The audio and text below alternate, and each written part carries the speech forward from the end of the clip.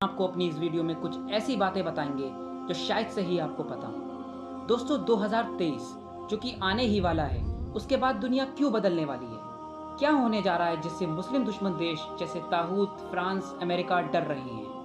اور ساتھ ہی ساتھ ہم آپ کو یہ بھی بتائیں گے کہ کیوں مکہ مدینہ کو ترکی واپس لینا چاہے گا تاکہ حج پہ آنے والے لوگوں کی ذمہ داری ترکی لے۔ آخر کیا وجہ ہے کہ ایک ترکی کی وجہ سے پوری دنیا بدلنے والی ہے؟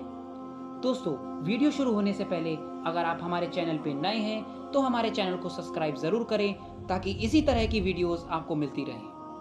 تو دوستو جیسا کہ آپ جانتے ہیں، ترکی خلافت عثمانیہ یا سلطنت عثمانیہ کا مرکز رہا ہے، جس کا آغاز 1299 سے ہوا اور 1923 میں سوا 600 سال کی حکومت کے بعد ختم کر دیا گیا۔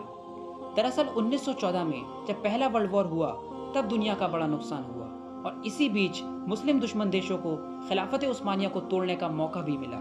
ان دیشوں نے اپنی سازشوں سے اپنے ہی جاسوسوں کو ترکی میں بھیج رکھا تھا اور کچھ کو خرید بھی رکھا تھا، کیونکہ ان میں مسلمانوں سے لڑنے کی ہمت نہیں تھی۔ انہی جاسوسوں میں ایک مصطفیٰ کمال اتا ترک تھا جو صرف کہنے کا مسلمان تھا۔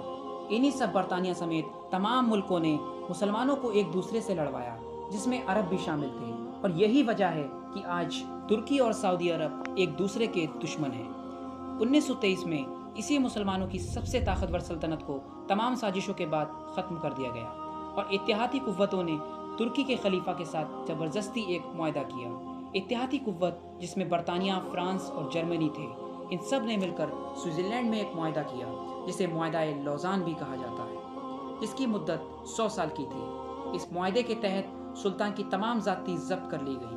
خلافت عثمانیہ جو 3 بر اعظموں پر پھیلی ہوئی تھی، اس کا خاتمہ کر دیا گیا، جس سے نئے 40 ملک سامنے آئے۔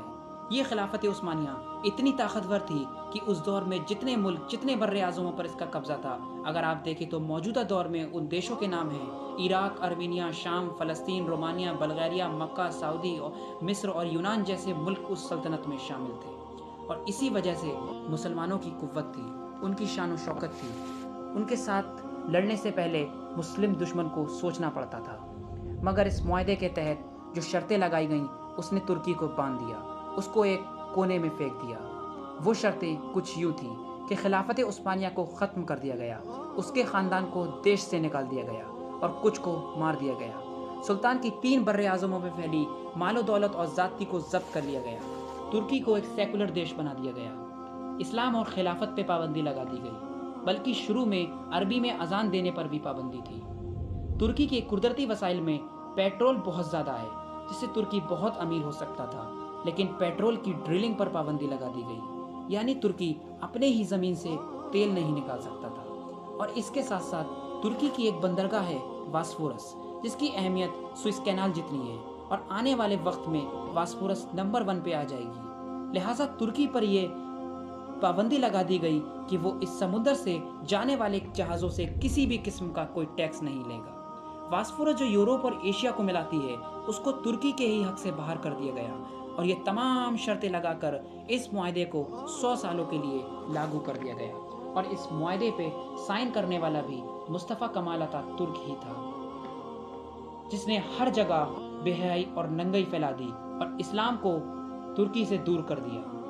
اب دوستو 2023 قریب آ گیا اور 100 سال کا یہ معاہدہ ختم ہونے والا ہے، جس سے طاغوت، یہود، صلیبی سب خوف زدہ ہیں کہ ترکی 2023 کے بعد پھر پہلے جیسا نہ ہو جائے۔ ترکی کی موجودہ لیڈرشپ رجب طیب اردوغان آپ کے سامنے ہے، جو ایک کٹر اسلامی سوچ رکھتے ہیں، جس نے ترکی کو پھر سے اسلامی دیش بنایا ہے۔ دنیا میں جہاں بھی مسلمانوں پر ظلم ہوتا ہے، چاہے وہ فلسطین کا معاملہ ہو، برما کا معاملہ ہو، سب سے پہلے کون آواز اٹھاتا ہے؟ صرف ایک نام، رجب طیب اردوغان۔ اور فرانس، جرمنی، برطانیہ، امریکہ سب کو یہ ڈر ہے کہ وہ عثمانی خون دوبارہ سے کہیں جوش نہ مار جائے، کہیں مسلمان اپنی تاریخ نہ پہچان لیں۔ اس لیے ترکی میں حالات کو خراب کرنے کی مسلسل کوششیں کی جا رہی ہیں۔ 2016 میں فوجی بغاوت بھی امریکہ کے کہنے پر کروائی گئی تھی۔ یہ سب اس لیے ہے کہ کہیں پھر سے خلافت قائم نہ ہو جائے۔ دوستو اگر آپ رجب طیب اردوغان کی اسپیچز کو سنیں گے تو وہ بار بار کیوں کہتا ہے کہ 2023 کے بعد ترکی پہلے جیسا ترکی نہیں رہے گا؟ ترکی کیوں مسلمانوں کی مدد کے لیے بار بار بھاگ رہا ہے؟ یقیناً پرانا خون جوش مار رہا ہے، اور یہی بات سب کو تنگ کر رہی ہے۔ دوستو آپ کو یہ جان کر حیرانی ہوگی کہ اللہ نے مکہ اور مدینہ کی ذمہ داری ترکوں کو 650 سال تک دی تھی، جو کہ پہلے ترکی کے ہوا کرتے تھے، لیکن خلافت عثمانیہ جس کی بنیاد ارطغرل غازی کے بیٹے عثمان نے رکھی تھی، اس کے خاتمے کے بعد یہ پاک شہر ترکی سے چھین کر سعودی عرب کو دے دیے گئے اس معاہدے کے تحت۔ لیکن اب 2023 میں یہ 100 سال پورے ہو رہے ہیں اور ترکی پھر سے خانہ کعبہ اور مسجد نبوی کی ذمہ داری واپس لینا چاہے گا، کیونکہ ترکوں کا یہ ماننا ہے کہ ہم سے چھینے گئے ہیں، لیکن سعودی عرب یہ کبھی نہیں چاہے گا اور یہ معاملہ اسلامی دیشوں میں ووٹنگ کے اوپر چلا جائے گا۔ ترکی 2023 کے بعد اپنے دیش سے تیل بھی نکال سکے گا، واسفورس بندرگاہ سے جانے والے جہازوں پر ٹیکس بھی لگائے گا اور خلافت کی مانگ بھی کر سکے گا، جس سے ترکی اپنی اکنامی بہت مضبوط کر لے گا۔ تو دوستو، آنے والے 5-6 سالوں میں دنیا پوری طرح سے بدلنے والی ہے۔